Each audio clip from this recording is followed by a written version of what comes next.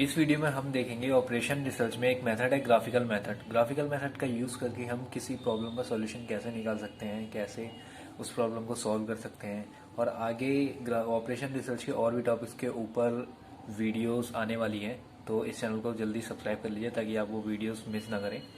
Solve graphically the following LP problem linear. Solve graphically the following LP problem मतलब linear programming problem.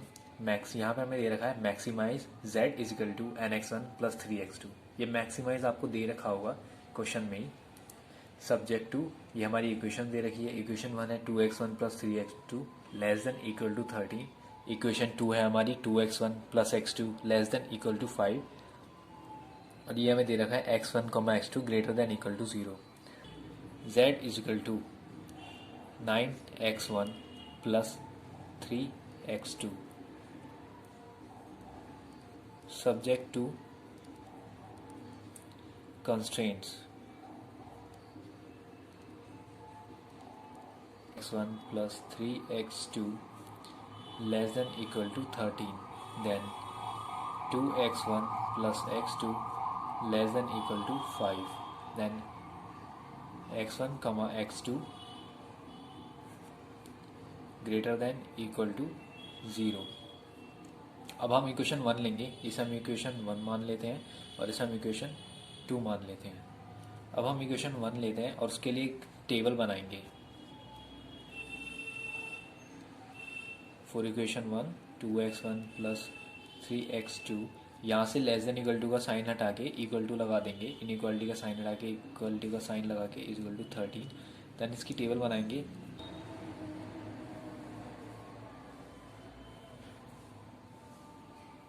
x1 हमने 0 लिया, इस equation में x1 0 रखेंगे तो हमारा 4.3 आया। देन x2 हमने 0 रखा यहाँ पे तो हमारा x1 आया 6.5। सेम ऐसे ही और इक्वेशन के लिए करेंगे। सेकंड इक्वेशन के लिए 2x1 plus x2 is equal to 5।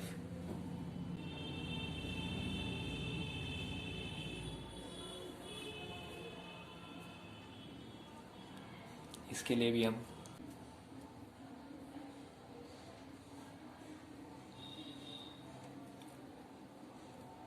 यहाँ पर भी टेबल बनाएंगे। x1 x2, यहाँ पर भी हम x1 अगर 0 रखते हैं तो x2 हमें मिलेगा 5। अगर हम x2 0 रखते हैं तो x1 मिलेगा हमें 2.5।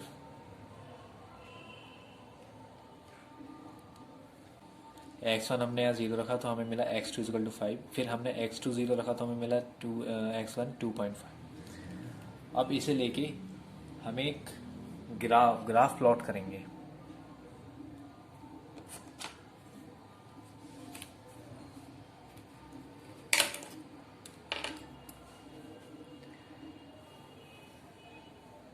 ये है हमारी x2,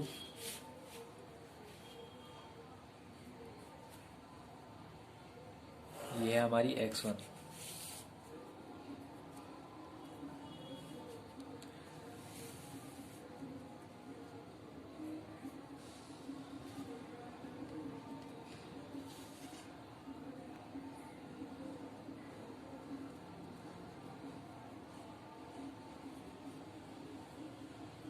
फोर 6 8, यहाँ मैंने 2 4 6 8 10 इस तरीके से ग्राफ लिया है। आप चाहे तो 1 2 3 4 5 6 भी ले सकते हैं अकॉर्डिंग जैसा आपको सही लगे।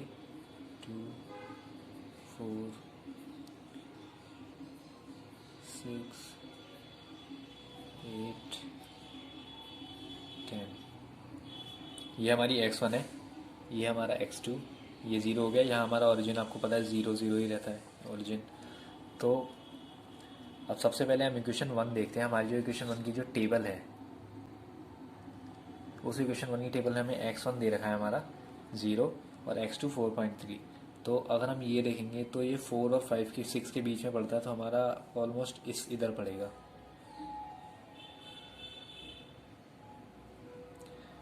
0, 4.3 4.3 हमारा x2 में, ये रहा x2 और यहाँ पर 4.3 क्योंकि x1 हमारा 0 है। देन उसके बाद हमारा अगला पॉइंट है x1 6.5 और x2 0। x2 0 है तो ये x1 पे पॉइंट पड़ेगा 6.5, 7, 8, तो ऑलमोस्ट यहाँ पड़ेगा 6.5। अब इस लाइन को मिला देंगे।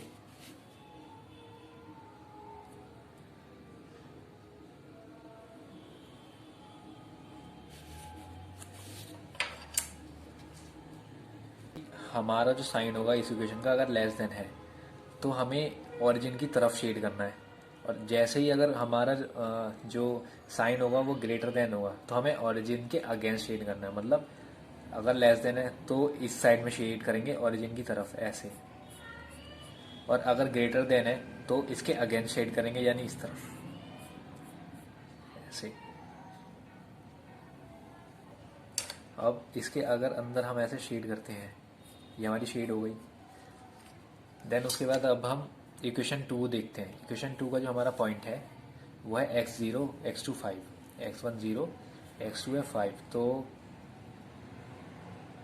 ये ऑलमोस्ट यहाँ पड़ेगा, इसके थोड़ा सा ऊपर। x2 हमारा 5 है।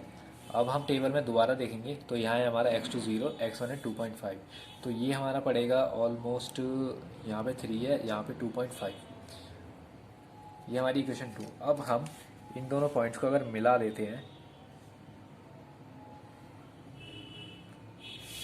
ये मिल गई हमारी। अब यहाँ पर भी जो साइन है वो लेस देन का है, तो यहाँ पर भी जो शेड होगी वो अंदर की तरफ होगी ओरिजिन की तरफ। अगर ये शेड, ये जो साइन होता ये ग्रेटर देन का होता तो यहाँ पे जो शेड होती वो इसके बाहर होती यानी इस तरफ, लेकिन क्योंकि लेस देन का है इसलिए ये ओरिजिन की तरफ होगी।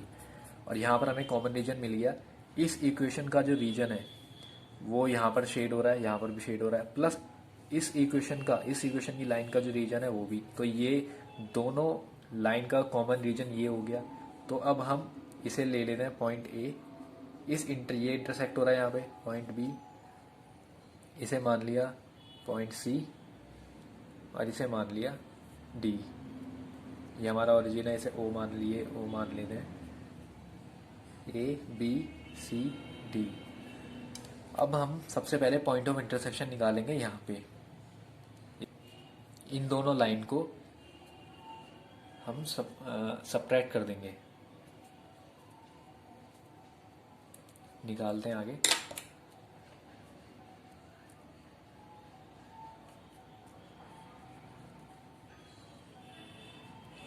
Intersection of point A B D, common region का निकाला है हमने जहां पर शेड है।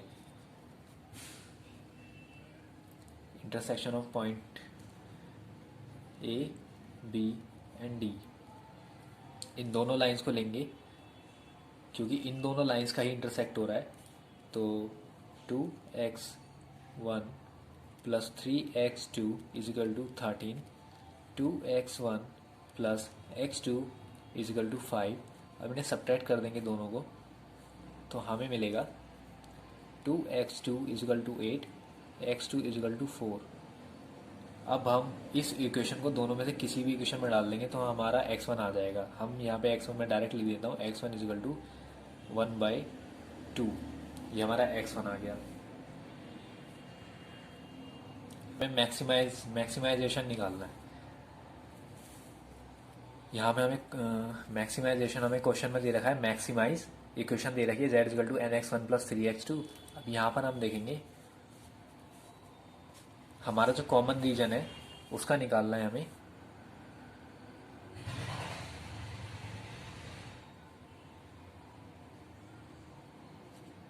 कॉमन रीजन जो हमारा आया है उसका निकालेंगे हम मैक्सिमाइज, कि हमारा कहाँ पे मैक्सिमाइज हो रहा है। तो यहाँ पर हम टेबल बना लेते हैं। यहाँ पे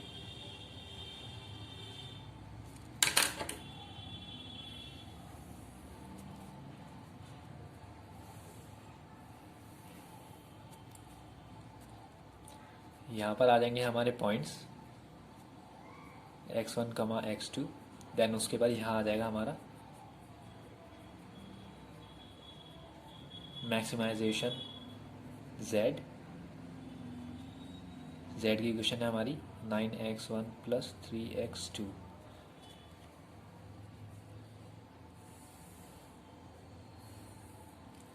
पहला पॉइंट है हमारा ओरिजिन, जो कॉमन पॉइंट, जो कॉमन रीजन आया हमारा, हम उसके पॉइंट लेंगे। तो पहला है हमारा ओरिजिन, ओरिजिन है 0,0, 0,0। जब हम इस z की इक्वेशन में, इस इक्वेशन में दोनों जीरो डाल देंगे तो हमें जीरो मिलेगा ऑब्वियसली। देन उसके बाद अगला पॉइंट है हमारा ए पॉइंट है हमारा 0,4.3, यहाँ पर आया था 0,4.3। ए पॉइंट है 0,4.3। तो यहाँ पे हम ज़ीरो, x1 में ज़ीरो और x2 में 4.3 अगर हम पुट करेंगे तो हमें हमारा आंसर मिलेगा 12.9। अब उसके बाद हमारा अगला पॉइंट है बी, जो इंटरसेक्शन पॉइंट है। इंटरसेक्शन का पॉइंट हमें x1 ये आ गया था और x2 ये आ गया था, तो बी हो गया 1/2,4। अब x1 में 1/2 और x2 में अगर हम 4 लगेंगे तो हमारा आंसर आएगा 16.4। अब हम पहले हमने ये लिया ओ, फिर लिया ए फिर लिया बी, अब लेंगे हम डी पॉइंट। तो जो डी है हमारा उसका है 2.5,0, 2.5,0। तो यहाँ पर आ जाएगा हमारा x1 में हम 2.5 पुट करेंगे, x2 में हम 0 पुट करेंगे, तो हमारा आ जाएगा 22.5।